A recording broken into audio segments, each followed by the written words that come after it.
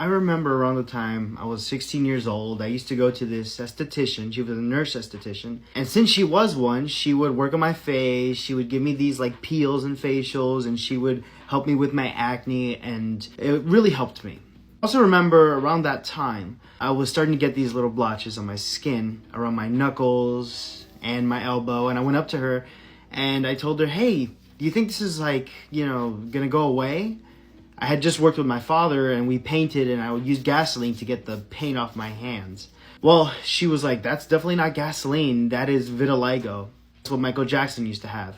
And I Googled it and I looked into it, and I was explained more about it. It's an autoimmune disorder that little by little causes you to lose your pigmentation. And as you can see, I have it around some spots in my body.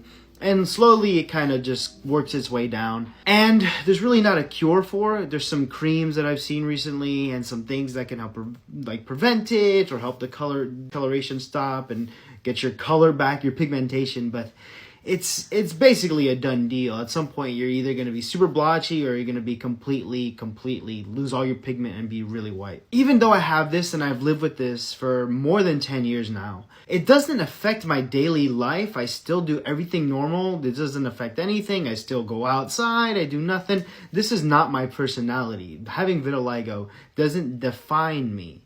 But why do I say this? Why do I use this example? I use this example because for most people, having a religion is like me having vitiligo. It's a part of you, but it doesn't define you. The Jehovah's Witnesses, that's not the case for them. For them, their religion is their life. Every day, they have to be a Jehovah's Witness.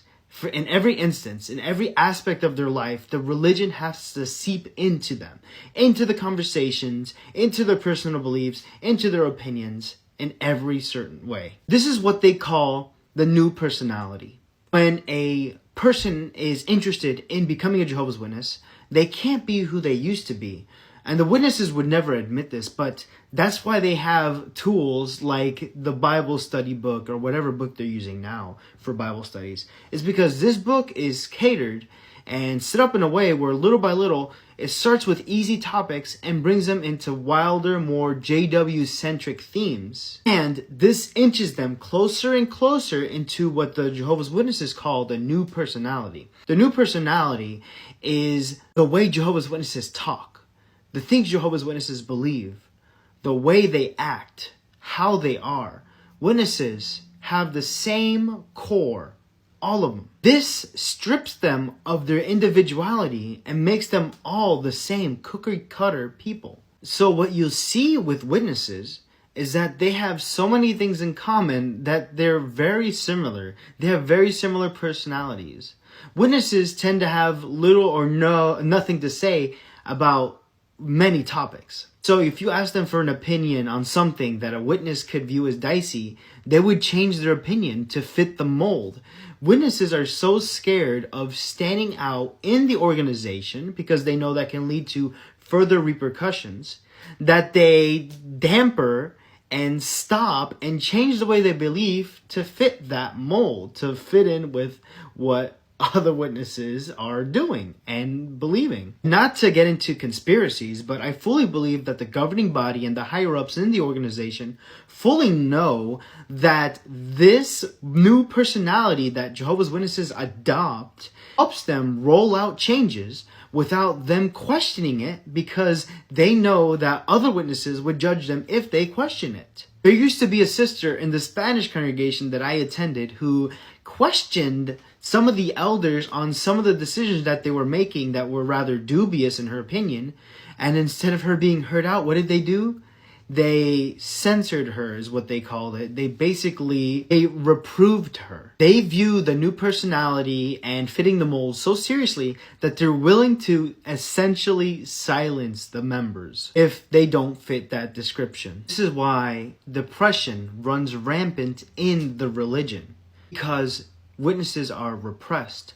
They are not allowed to confide in others their true feelings, including members of their own family, people they would consider close friends. No, they hold on to these things. They can't express themselves. They can't have unique opinions that vary within members.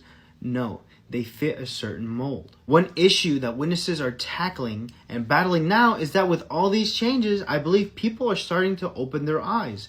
With the COVID pandemic, this also opened their eyes to where we had all this free time now, and we can see, hey, wait a minute, some of this stuff is crazy wild. Like, what are we talking about? What are we believing?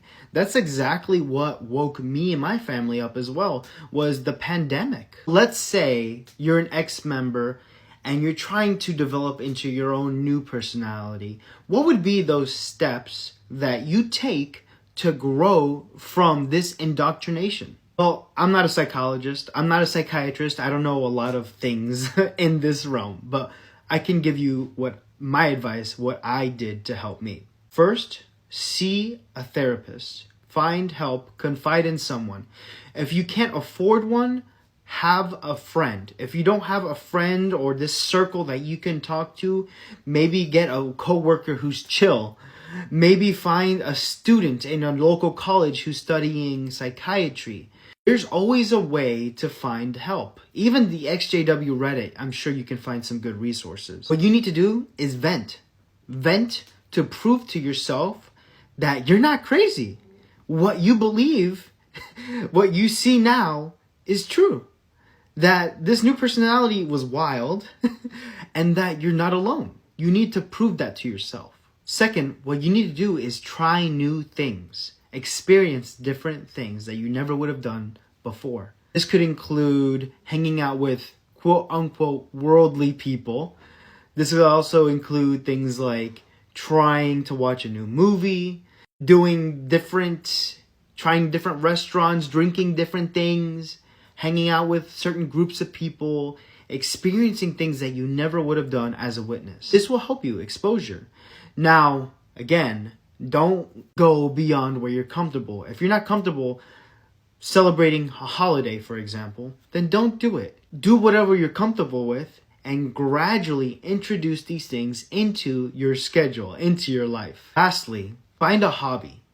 So my hobby is reading books, and I find it really difficult to find time to read books. I work, I do online college, I have a lot of things in my life, but I'll still set aside some time dedicated for reading. Remember, as a witness, you did lots of things, and you have all that free time. Your brain is going to be kind of hardwired to do things on some sort of schedule, the witnessy schedule. So give yourself a schedule to replace it with. And don't be too hard on yourself either. This personality that you had, that I had, is something that at some level is still going to remain with us. I know that part of the way I talk still is kind of witnessy. And I know that I still have some Jehovah's Witness personality traits that I try to develop on and grow from. So again, don't push yourself too far, but it's certainly doable, and it's something that we can both achieve in this experience. And finally, know that you're not alone.